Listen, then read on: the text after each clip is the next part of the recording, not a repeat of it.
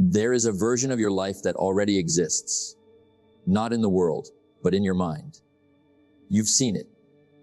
Late at night, in the quiet moments before sleep, in the car, in the silence after the radio goes off, in those few honest seconds when nobody is watching and you stop pretending you don't want more.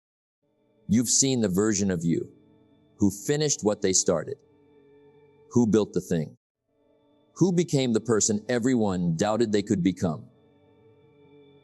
The question was never whether that version of you is possible. The question is whether you are willing to build it. One decision at a time, starting today. Stay with me for the next 25 minutes. Because by the end of this, you're either going to close this video and go back to your life exactly as it was, or you're going to see something differently. And once you see it differently, you can't unsee it. Look around you right now, wherever you are. The chair you're sitting in, the device in your hand, the room, the building, the city block outside your window. None of it was an accident. Every wall started as a line on paper. Every skyscraper started as a sketch on the back of a napkin, or a stubborn idea in the mind of someone who refused to let it go. Every company you've ever bought something from started as a person in a room, picturing a version of the world that didn't exist yet, and deciding to build it anyway. This is true of buildings. It's true of businesses. And it's true of lives. Your life right now, exactly as it is the physical result of pictures you held in your mind years ago. Whether you built those pictures on purpose, or whether you let life build them for you by default. That's the part people skip. They think their circumstances are the cause of their life. But circumstances are the result. The cause was always the picture, the one you held, consciously or not, of what was possible for you. If you grew up around people who believed money was scarce, who believed opportunity was for other people, who believed the world was rigged against them, you likely absorbed a picture of limitation before you ever had the chance to choose your own. And if that's you, I want you to hear this clearly. The picture you were handed is not the picture you're required to keep. You can replace it deliberately today. Nothing gets built by accident. Success is not something you stumble into on a lucky Tuesday. It is something you design in your imagination, in the quiet architecture of your own thinking, long before your hands ever touch the material of the real world. Most people never take the time to see it clearly. They chase money without ever picturing the life the money is supposed to buy. They chase a job title without picturing the person they'd need to become to actually deserve it. They chase a relationship without picturing the version of themselves capable of sustaining one. They are, in effect, running toward a finish line they never actually drew. And so they arrive nowhere in particular. Boozy, but not building. If you can't see it, you can't build it. Read that again, because it's the foundation everything else in this video stands on. Let's clear something up immediately, because this idea gets misused constantly. Visualizing your future is not sitting cross-legged with your eyes closed, hoping the universe rearranges itself around your good intentions. It's not writing a wish on a piece of paper and waiting for delivery. That's fantasy. What we're talking about is strategy. Here's the distinction that matters. Fantasy is passive. You picture the outcome, and then you wait. Strategic visualization is active. You picture the outcome, and then you reverse. Engineer the version of yourself who would naturally produce it. When you visualize with discipline, you're not asking the world to change. You're rehearsing who you need to become so that When opportunity shows up, you're already the kind of person who recognizes it and knows what to do with it. Think about it like this. Two people can walk past the exact same opportunity. One sees nothing, just noise, an inconvenience, a distraction from their day. The other sees an opening because they've already rehearsed, mentally, what they're looking for. They've primed their mind to notice it. That's not magic. That's mental preparation. Athletes have used this for decades. Visualizing the exact motion of a perfect free throw, a perfect swing, a perfect dive, before ever attempting it physically. The mind rehearses the outcome, and the body and the behavior follow the rehearsal. The mind moves toward what it rehearses. So the real question isn't, do you visualize? Because everyone does, constantly, whether they realize it or not. The real question is, what are you rehearsing? Are you rehearsing the win? Or are you rehearsing the excuse? Because here's an uncomfortable truth. Most people spend far more time visualizing failure than they do visualizing success. They rehearse the awkward conversation before it happens. They rehearse the rejection before they've even applied. They rehearse the version of themselves who gives up in vivid, painful detail.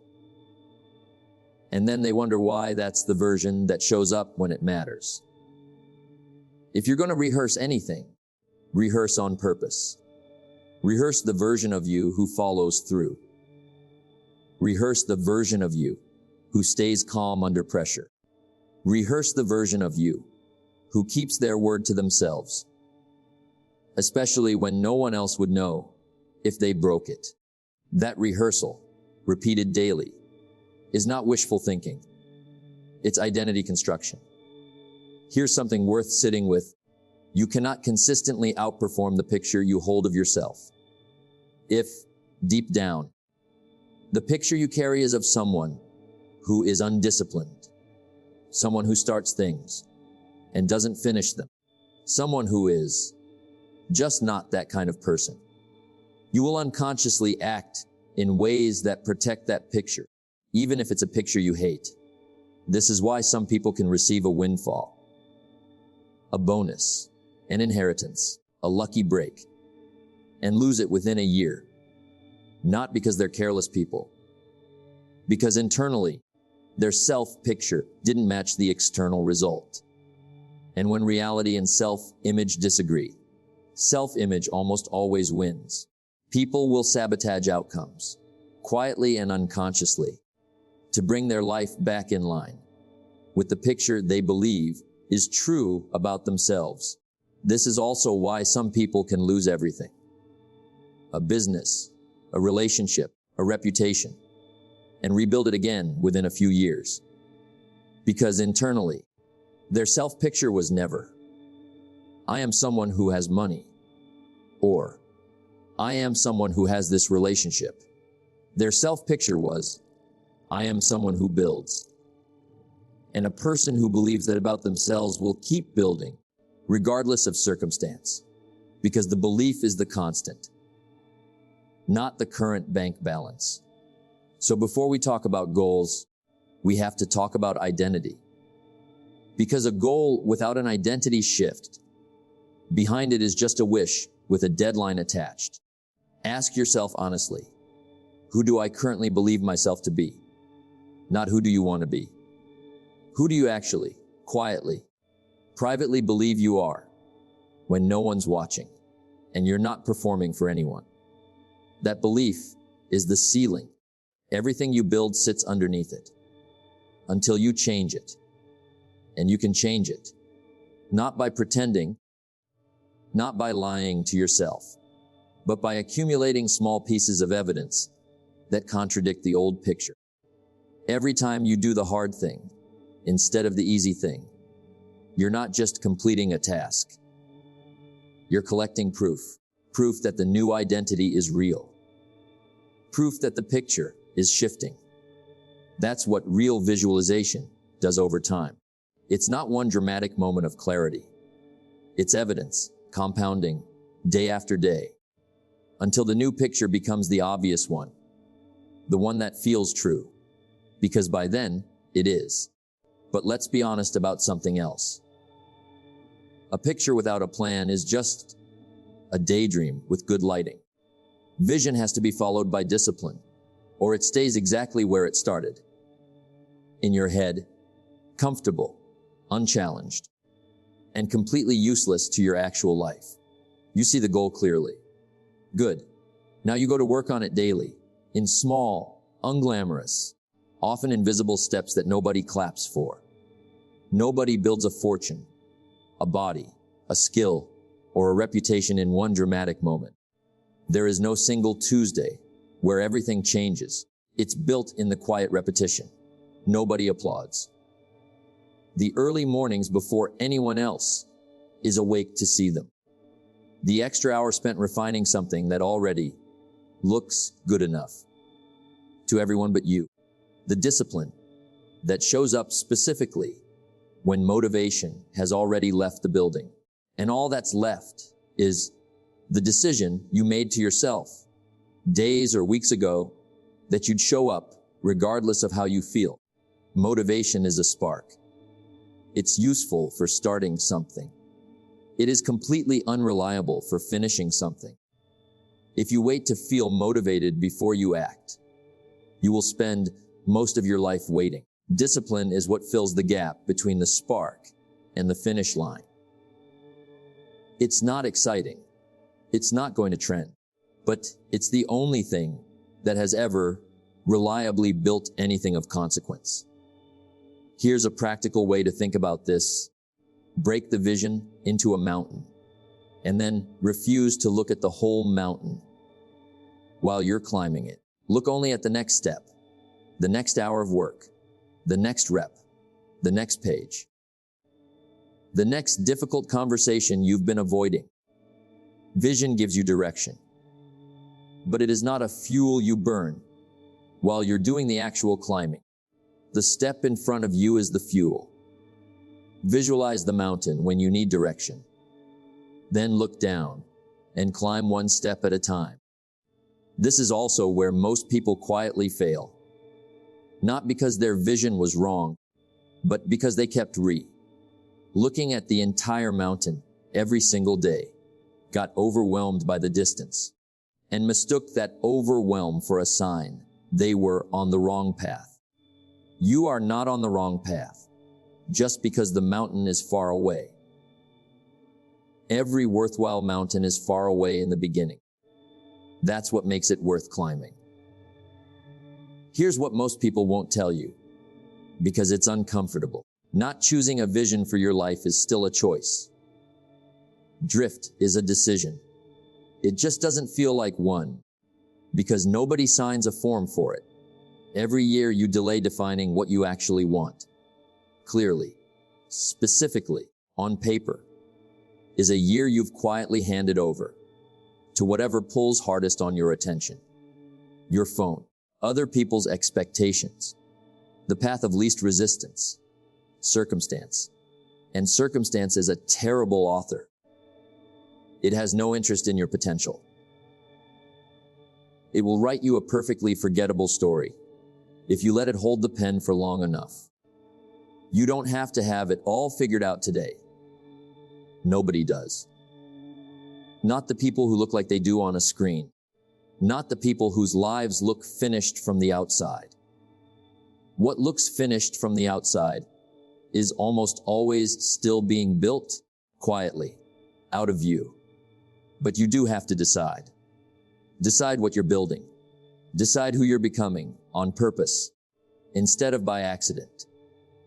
Decide specifically that this year will not simply be a repeat of last year wearing a different date. Because here's the mathematics of drift. If nothing changes about how you think, how you spend your mornings, what you tolerate, and what you rehearse in your mind, next year will look remarkably like this one. Not because life is unfair, because you are, in a very real sense, the architect of the repetition. Deciding is uncomfortable because deciding means closing doors. If you decide to build this, you are, by definition, choosing not to build several other things. That's not a loss. That's focus. And focus is the price of admission for anything meaningful ever getting built. The people who seem to have figured it out are very often just the people who got comfortable deciding early and stayed decided even when it got difficult. Let's talk about environment, because vision doesn't survive in a vacuum. You can have the clearest possible picture of your future and still lose it. Slowly, quietly. If everything around you is feeding the old picture instead of the new one, what you consume daily becomes the material your mind builds with. If you spend your mornings consuming noise, outrage, comparison, other people's highlight reels, you are, whether you intend to or not, feeding a picture of scarcity, urgency, and comparison. And that picture will show up in your decisions, your mood, and your patience for the slow work that real building requires.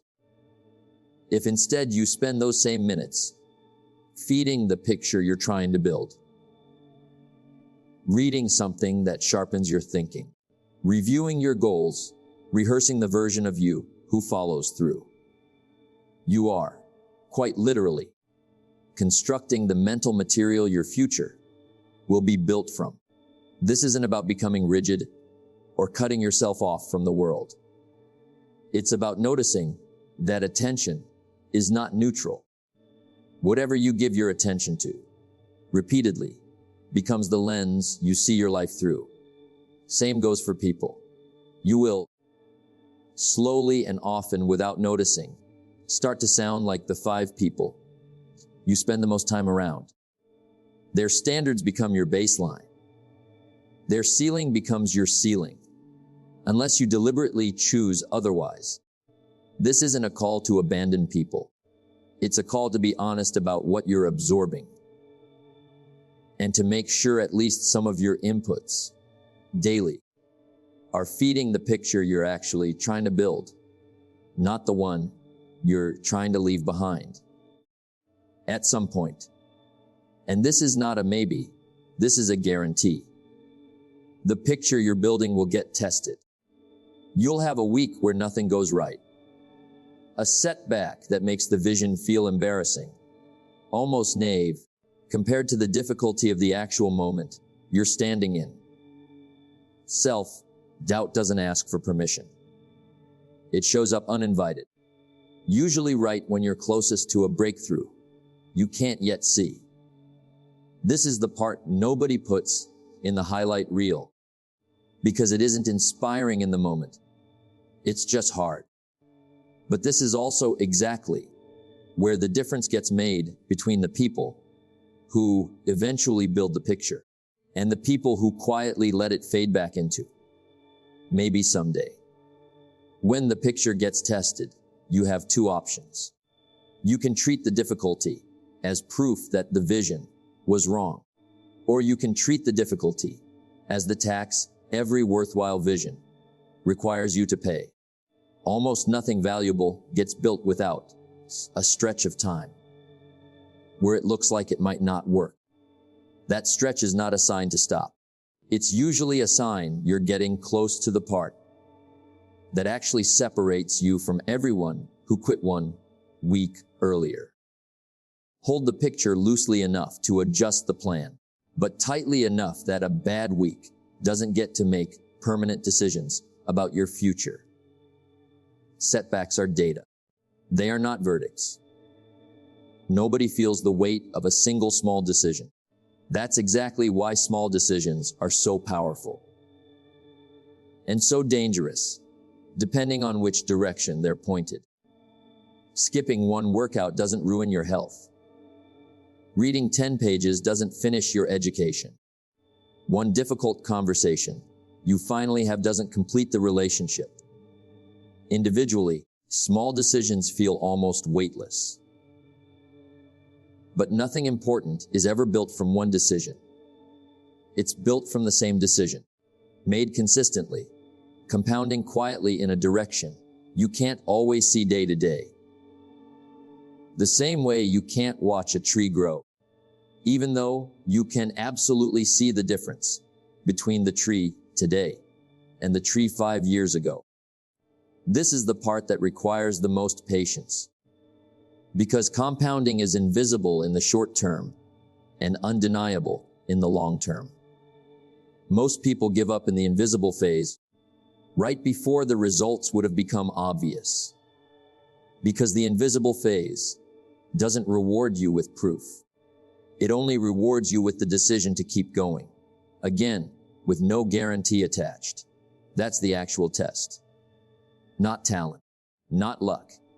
Whether you can keep making the same small, correct decision, day after day, without needing proof every single time that it's working.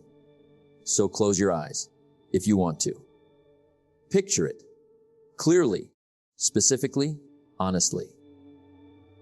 The version of your life you actually want, not the version you think you're supposed to want. But don't stop there. A picture with no action behind it is just a comfortable place to visit and never live. See it. Then get up and go build it. One decision, one action, one uncomfortable step at a time. Not because it's easy, because it's worth it.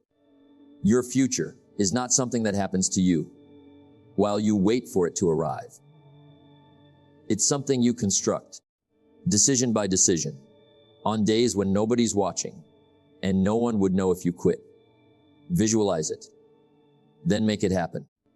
If this reached you today, if some part of this was written for exactly where you are right now, subscribe. This channel exists for people who are done waiting and ready to build. I'll see you in the next one.